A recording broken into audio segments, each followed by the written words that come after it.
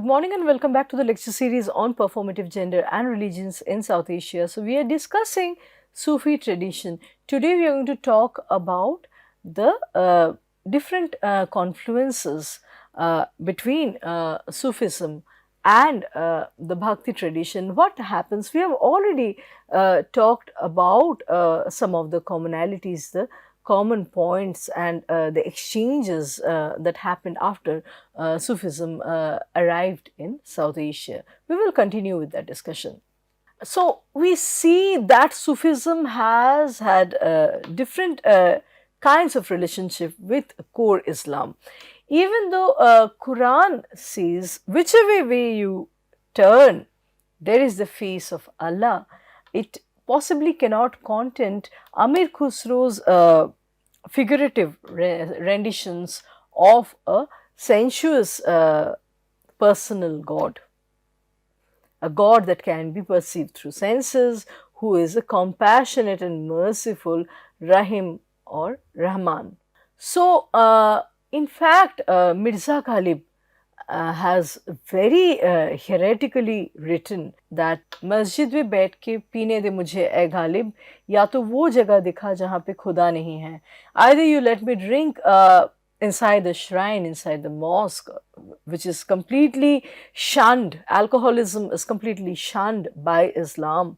And here Mirza Ghalib is saying that please let me sit in the mosque and drink, or else show me a place where Khuda is not present.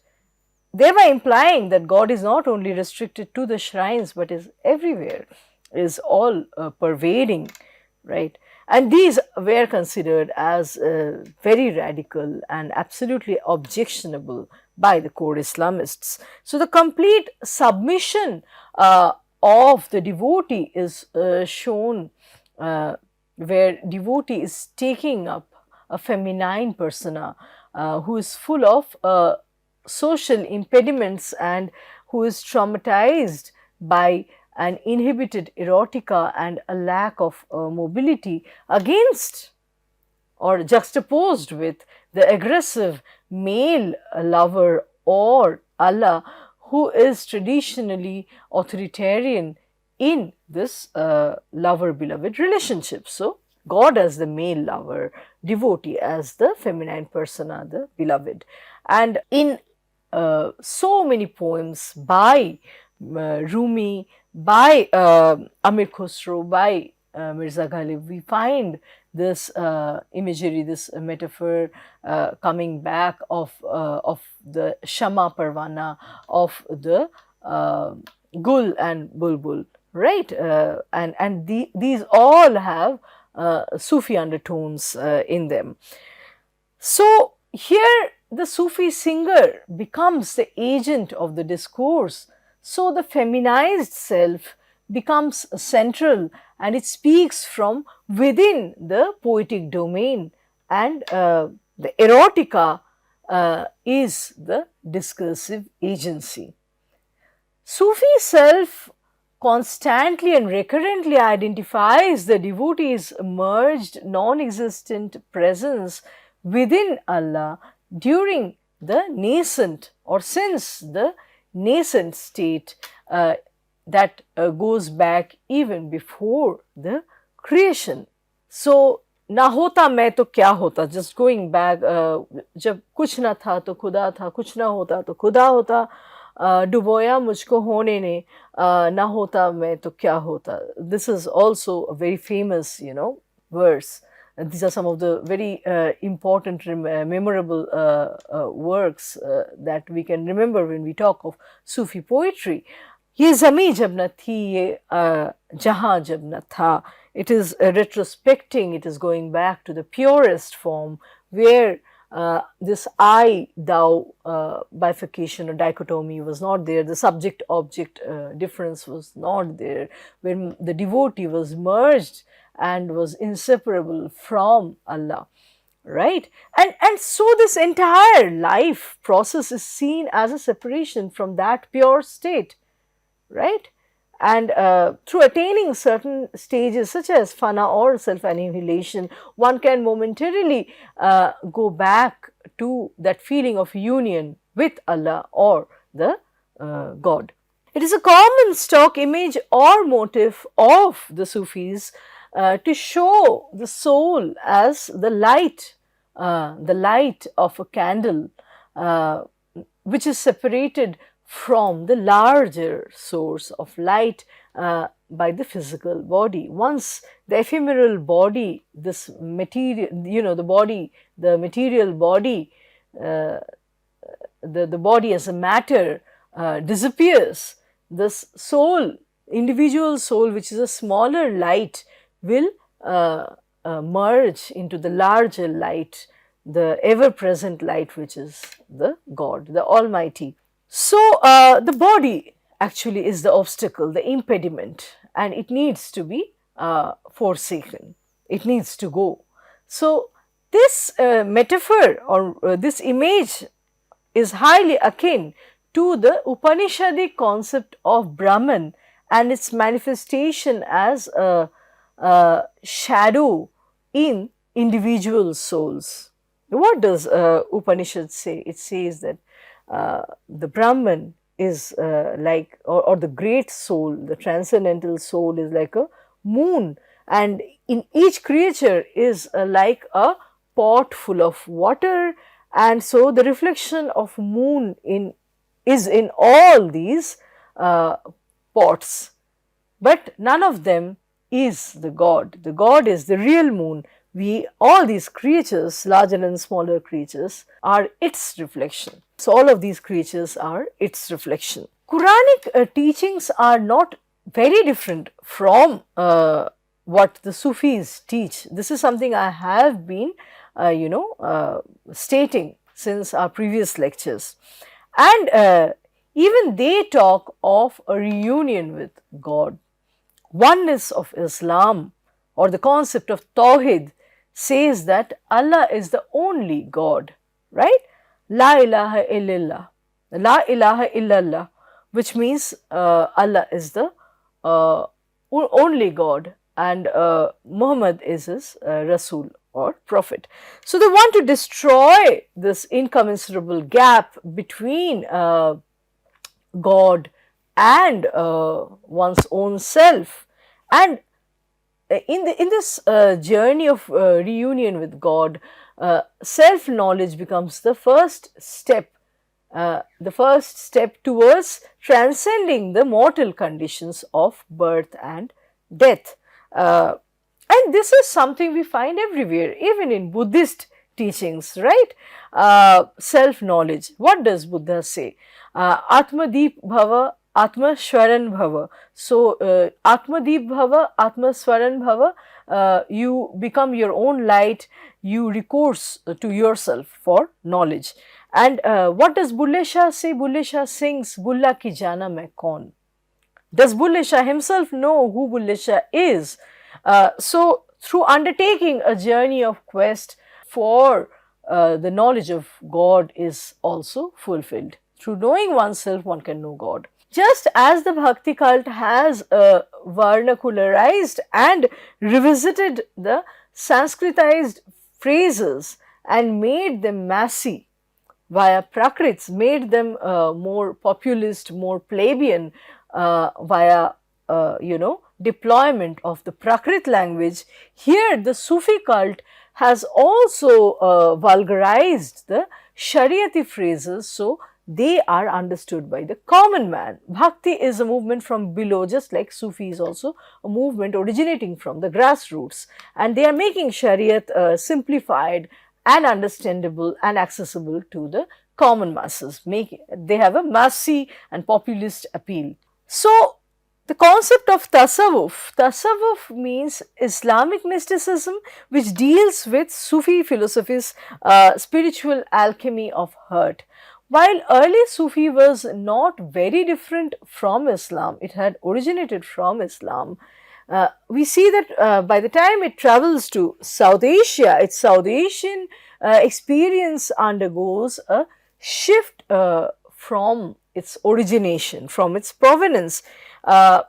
It functions like Upanishad, that is a continuation of Veda, but has a modified exposition a diverse potential from that of the classical age. Sufism had first commenced in the Arabic Peninsula. We have talked about its origin in Iraq, in Egypt, and later it had proliferated to Persia, which is present day Iran, to Turkey, the Mediterranean, and to Europe. Sufi has a metaphor of suffer.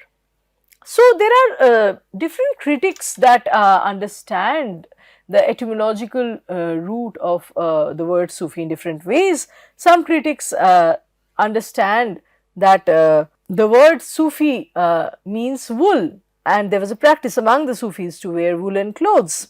On the other hand, Sufi has this metaphorical connection with safar or journey, a process of assimilating knowledge through ideological, spiritual and social interaction with different communities and with other religions, and subsequently modifying one's own dogmas according to the geographical influence, according to the local influence, thereby redeeming or thereby becoming more flexible from the static Quranic framework. Quran is more rigid, it is more codified. Sufism travels, it has a metaphor of safar. Wherever it goes, it picks up and absorbs the local influence, the local essence, and it modifies accordingly. This is manifest in Amir Khusro's songs such as Mohe Rang de Basanti or Suhani Suratiya, Mohani Muratiya, which are explicitly hinting at the popular Indian icon of Krishna and a highly celebrated festival in India, not only in India but in entire South Asia, the festival of Holi and the saffron color used in it, right? Saffron color is also the color very frequently referred or associated with bhakti. So we see that bhakti and Sufi are growing and expanding very parallelly. They are interweaved into each other. They are influencing each other very beautifully in the South Asian context. Sufis had generally forsaken the elite etiquettes and they lived in poverty. They enjoyed living in poverty.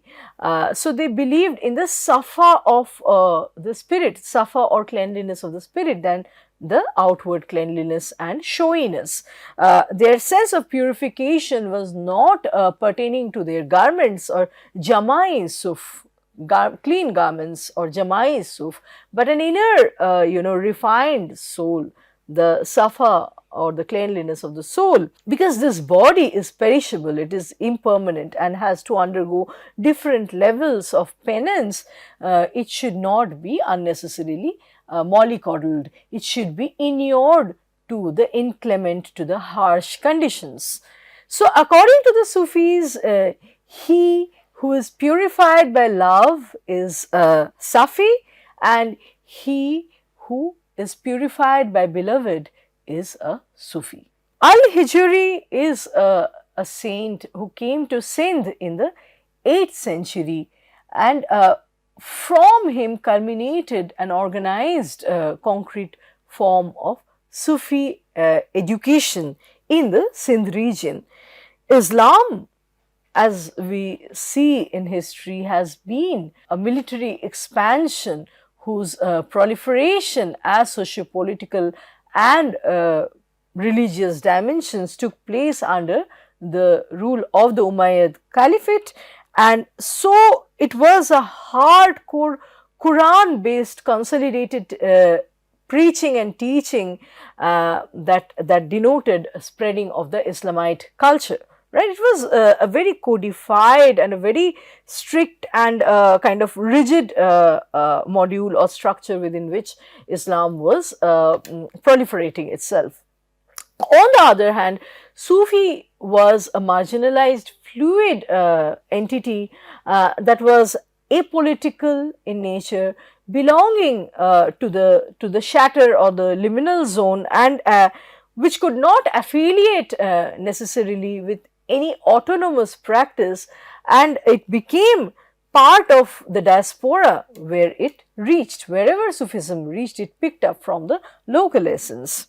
So their practices were concentrated at the dargah and the khanqa, and this concept of dargah and khanqa is very similar to the concept of akhada, right, in Vaishnavism, the Vaishnav akhada. So there is a gharana and a preceptor, and this guru shishya, or the disciple and the mentor relationship is kind of defines these spaces. Sufis say that man is part of God himself, whom he was separated from. So his being, in order to create an amorous companion with whom he can play the game of love, right? God separated human from him in order to play an amorous game.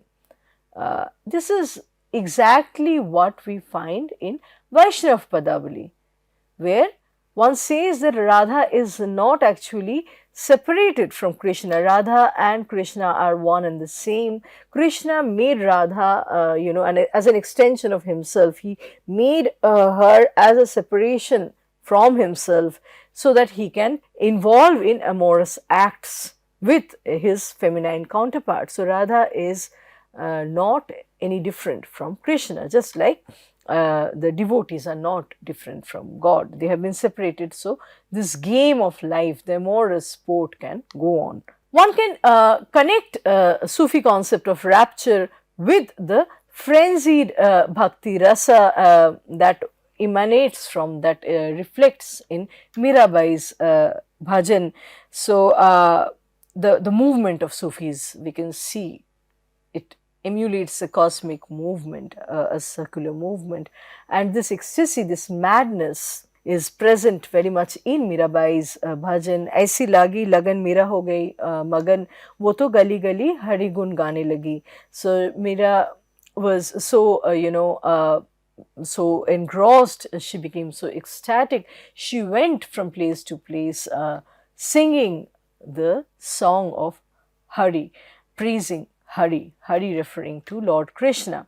So this same kind of ecstasy and madness is present in both Bhakti and Sufi cults. The circular movement of the Sufis emulate the cosmic motion, and it designates oneself as a link between the ethereal and the ephemeral worlds. We see that Sufis usually put one hand towards the heaven, or towards one hand upwards and the other towards showing downwards.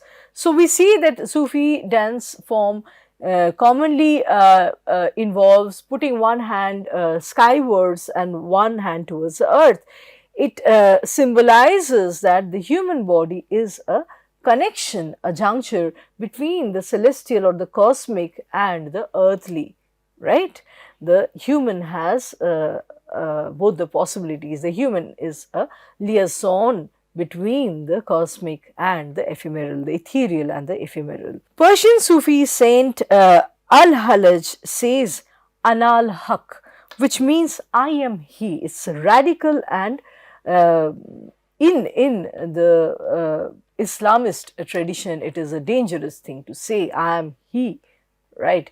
When you say that, you are referring to a personal God that has tactile characteristics, a physical form just like humans, and this is something completely shunned by Islam. God cannot have any form.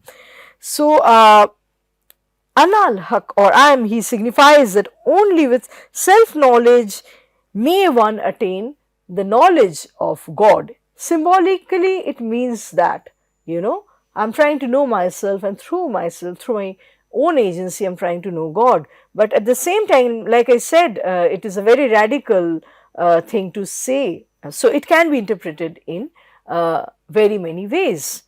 It is a subversive statement that vilifies Quranic faith. So many Sufis towards the initial phase were executed by royal authorities, and Al-Halaj was one of the martyrs who was executed for saying Anal Haq, I am he. Sufism also talks about dhikr. Dhikr is an involuntary reflexive process and a practice to forget one's self. Dhikr means a repetition, roting of the name of God, roting of the name of Allah. This is very similar to the process, to the practice of Nam Sankirtan among the Vaishnavas, or Namgan among the different sects of Hindus, which elevates one's spirit above the mundane conditions, above the mundane bonds and triviality, right? So, what is an ideal dhikr? Saint Shibli would say true dhikr is instrumental in forgetting your dhikr. When you are doing the dhikr in a very concentrated, in a very immersed fashion, you would even forget the fact that you are doing dhikr. You're the process of doing dhikr. You are so immersed into it. So, such self-effacement is found in Bulleh Shah's following song on Heer Ranjha. So, Heer Ranjha's fable or lore has found its presence repetitively in so many Sufi songs. So, the Sufis were from the northern and the northwestern part of India have traditionally been inspired by the lore, by the romance of Heer and Ranjha that has become a kind of a legendary presence and found its prominent space in Sufi repertoire. So, what does Bulleh Shah write? He writes, Ranjha Ranjha Kardini mein aape Ranjha hoy. So, Heer has repeated the name of Ranjha so many times that to an extent that Heer has become Ranjha. The difference between Heer and Ranjha has effaced. And this is parallel to Vidyapati's line in Bhakti tradition. What does Vidyapati say? Anukhan Madhav Madhav Sanharite Sundari Bhaili Madhav. So, Anukhan constantly taking Madhav's name, Sundari, or referring to Radha, has become Madhav. She and Madhav are one and the same. Their entities are no longer different, just like Heer has become Ranjha. That is the kind of self-effacement. So, we see that both Sufi and Bhakti are harping a lot on man-woman love relationship. They are drawing a lot on the local, folklorist traditions, on the local ballads and legends and lores. But all these love stories, stories of romance between Heer and Ranjha, Radha and Krishna, they go on to signify something higher too. The love between man and woman goes on to become the love between God and devotee, right? That is the ultimate meaning these songs, these lyrics are striving for. The mundane love being elevated to the level of ethereal love, the love that stays forever, the permanent love.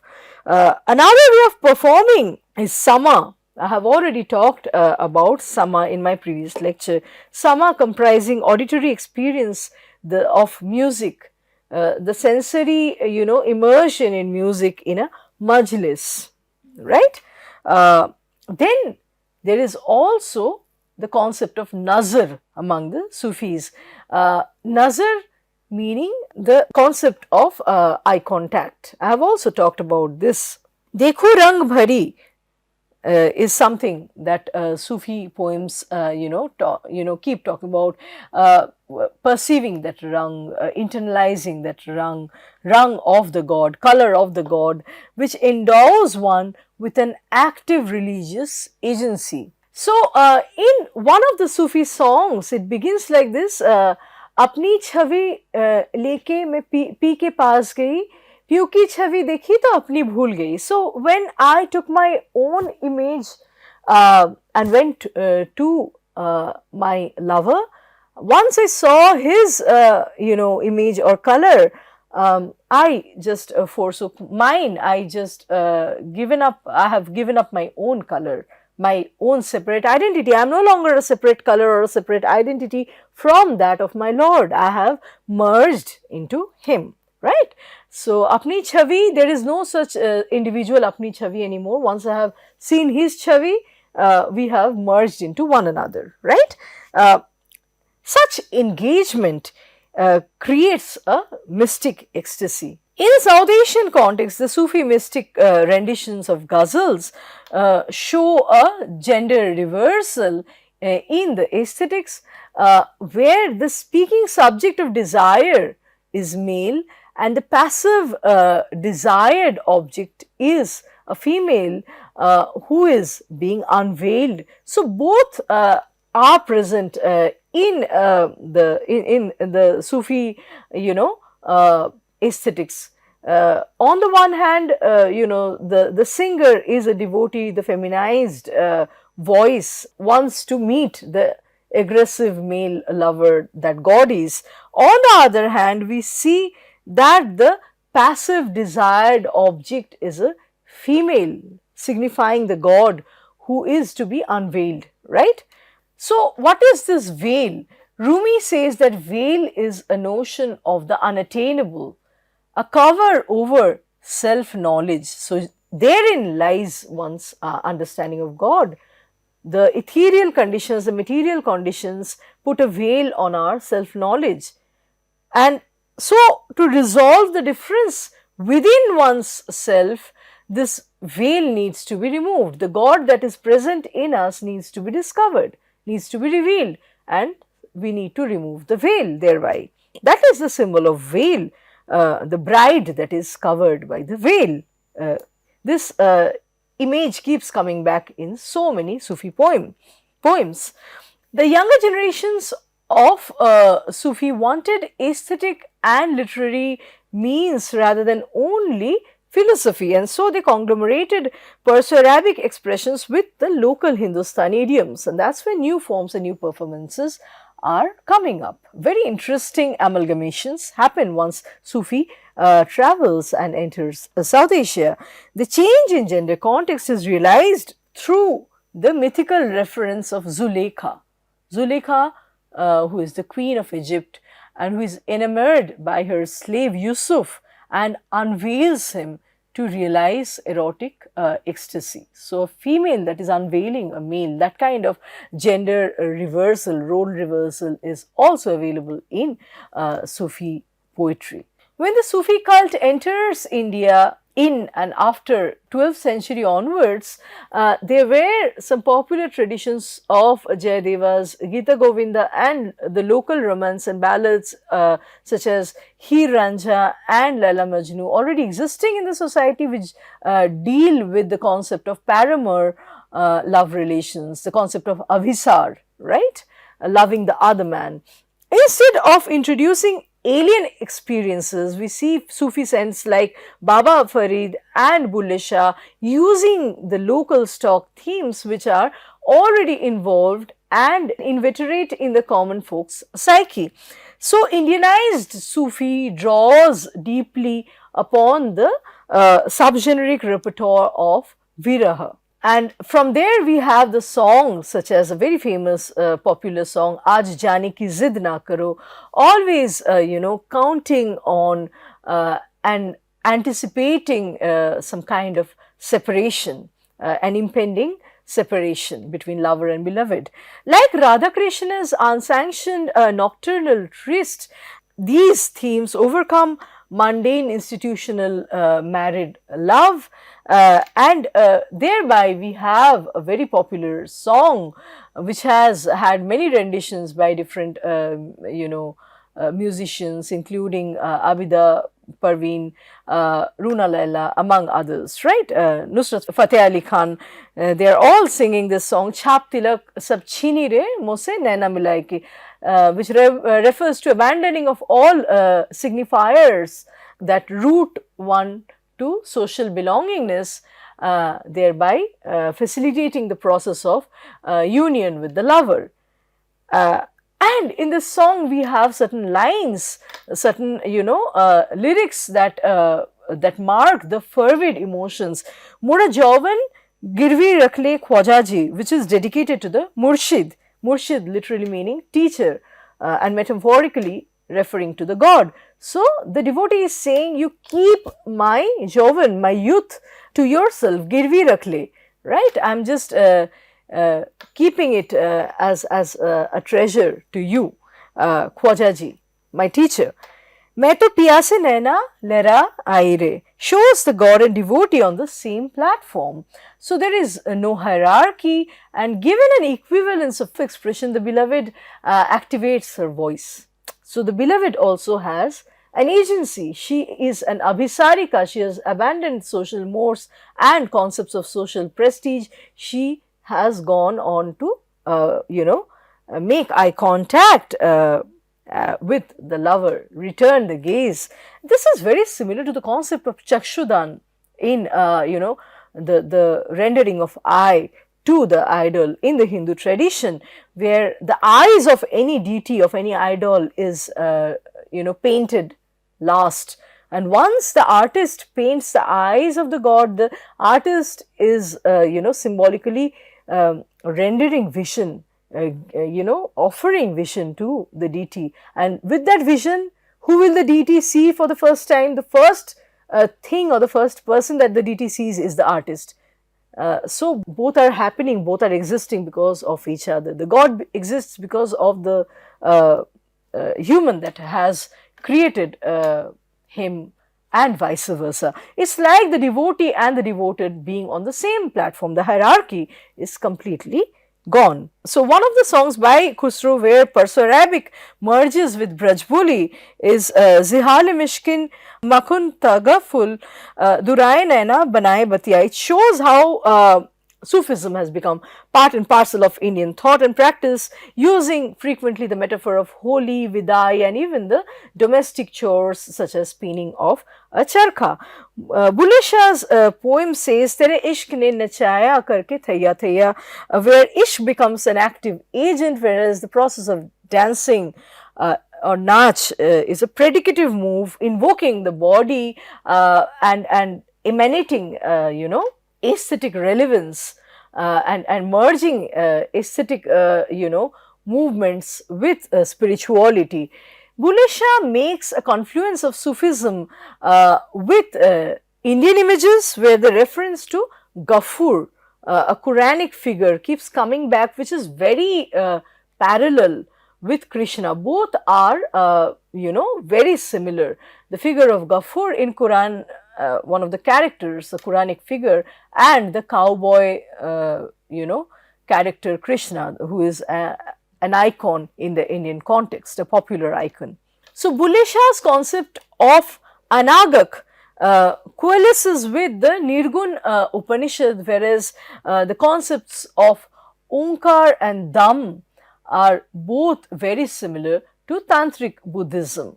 The blasphemous Bulle Shah subjugates the idea of pilgrimage, of going to Mecca, Medina, Kabbalah or Qilla, and he says that all these pilgrimages are complemented and completed by the overwhelming experience of ishq.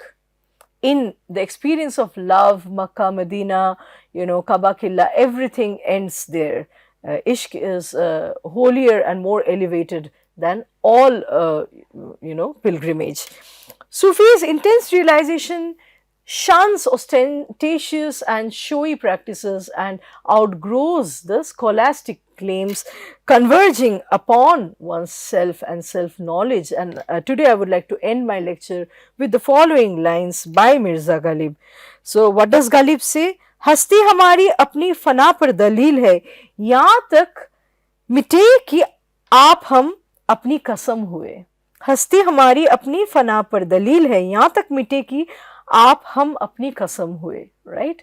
The subject object gap, this bifurcation is completely gone. So through tasawwuf, through self knowledge, I am attaining the knowledge of God. The God is not to be found in any pilgrimage. The God is only to be found through self knowledge, and through one's experience of love. With this, I'm going to end our lecture here today, and let's meet with another round of discussions in our next lecture. Thank you.